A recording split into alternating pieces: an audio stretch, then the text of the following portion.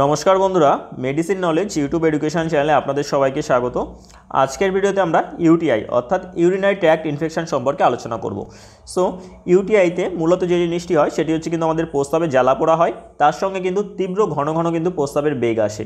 So ইউটিআইয়ের causes কী আছে, তার সঙ্গে সিমটমস এবং ইউটিআইয়ের জন্য সবথেকে বেস্ট মেডিসিনের আমাদের কাছে কী কী ধরনের অপশান আছে সেগুলো কিন্তু আমরা ডিটেলসে আলোচনা করব।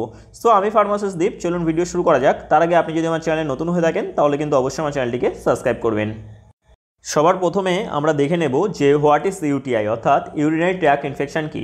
এই UTI is an infection in any part of your urinary system, অর্থাৎ আমাদের যে ইউরিনারি সিস্টেম আছে যেটা কিন্তু আমাদের কিডনি, তার সঙ্গে ইউরেটার এবং আমাদের ইউরেথ্রা এবং ব্লাডার নিয়ে কিন্তু গঠিত। অর্থাৎ আমাদের কিডনি, মূত্রনালী এবং তার সঙ্গে যে ব্লাডার আছে মূত্রাশয় নিয়ে কিন্তু গঠিত হচ্ছে কিন্তু আমাদের urinary system.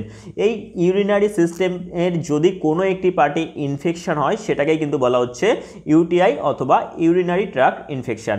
Most infection involve the bladder and urethra, অর্থাৎ বেশিরভাগ টাইম যে ইউটিআই ইনফেকশন হয় বা ইউরিনারি ট্র্যাক্ট ইনফেকশন হয় সেটা কিন্তু আমাদের যে মূত্রনালী আছে এবং ব্লাডার আছে, অর্থাৎ মূত্রনালী এবং মূত্রাশয় সম্পর্কে কিন্তু বেশিরভাগ টাইম কিন্তু হয়ে থাকে ইউটিআই ইনফেকশনটা।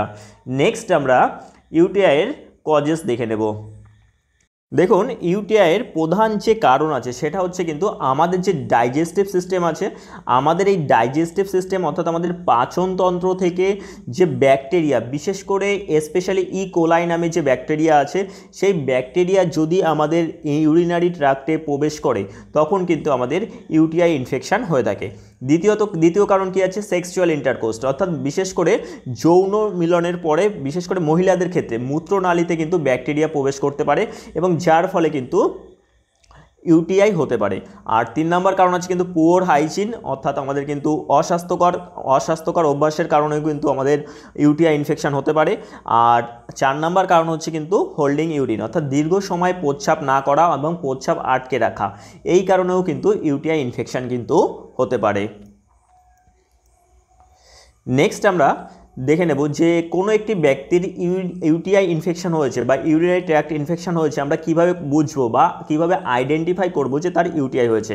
সো প্রথম যে কারণটা আছে সেটা আছে কিন্তু প্রস্রাবের তীব্র ঘন ঘন বেগ আসবে। সো প্রস্রাব আসবে কিন্তু বারে বারে আসবে, কিন্তু কখনোই সম্পূর্ণটা ক্লিয়ার হবে না।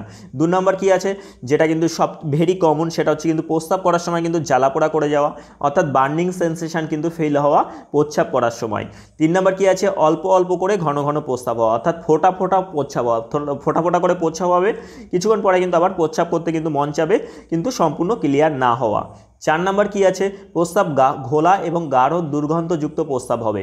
আর 5 নম্বর হচ্ছে কিন্তু মহিলাদের যে পেলভিক আছে বা তল পেটে কিন্তু ব্যথা করবে। এছাড়া আর যে সিমটমসগুলো দেখা যায় বা যে লক্ষণগুলো দেখা যায় সেটা হচ্ছে কিন্তু ম্যাক্সিমাম পেশেন্টদের মধ্যে কিন্তু ফিভার থাকে, অর্থাৎ জ্বর থাকে। এছাড়া কিন্তু অনেকের ক্ষেত্রে কিন্তু ভমিটিং এবং বমিও কিন্তু পাই।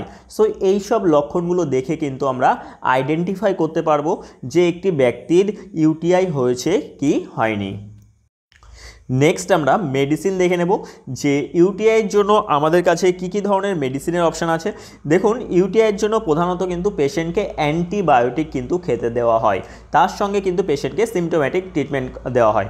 সো প্রথমে আমরা দেখে নিই যে আমাদের কাছে কী ধরনের অ্যান্টিবায়োটিকের অপশান আছে। সো আমরা কিন্তু টোটাল 5 ধরনের অ্যান্টিবায়োটিক দেখব।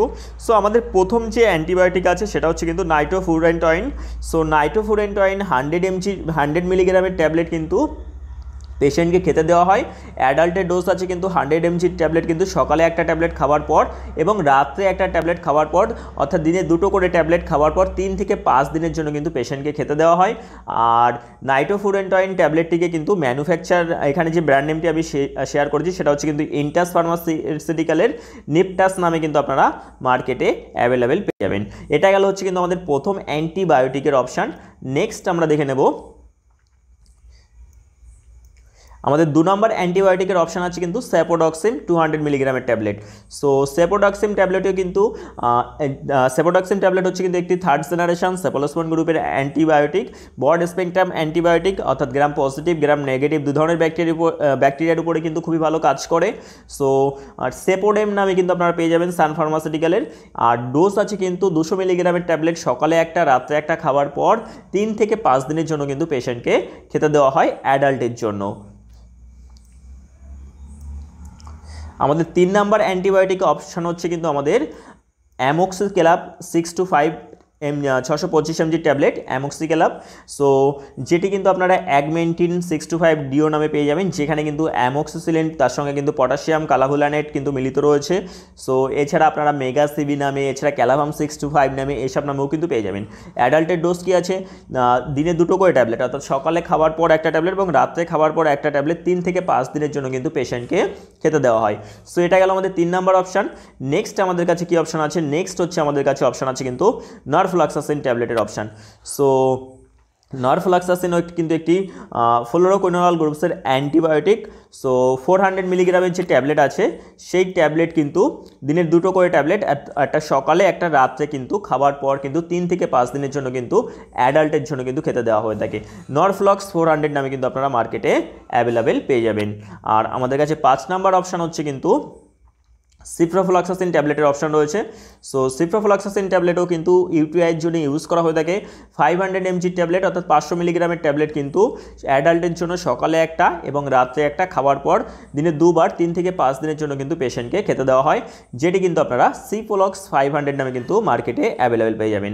আর এখানে কিন্তু আরেকটি বিষয় যেটা হচ্ছে কিন্তু দেখুন, যেসব পেশেন্টদের মধ্যে ইউটিআই হয় বা ইউরিনারি ট্র্যাক্ট ইনফেকশন হয় তাদের মধ্যে কিন্তু একটি সমস্যা খুবই কমন, সেটা হচ্ছে কিন্তু তাদের প্রস্রাবে কিন্তু জ্বালাপোড়া করে যায়।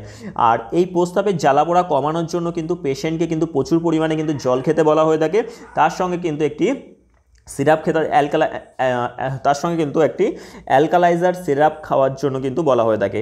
সো অ্যালকালাইজার সিরাপের মধ্যে কিন্তু আমাদের কাছে যার কম্পোজিশন আছে কিন্তু ডাইসোডিয়াম হাইড্রোজেন সাইটেট সিরাপ, যার ব্র্যান্ড নেম আছে কিন্তু আলকাসেটাল। সো আলকাসেটাল সিরাপ কিন্তু 7.5 ml করে কিন্তু আধা কাপ জলে কিন্তু দিনে 3বার কিন্তু সকালে দুপুরে এবং রাত্রে পেশেন্টকে মিশিয়ে খেতে বলা হয়।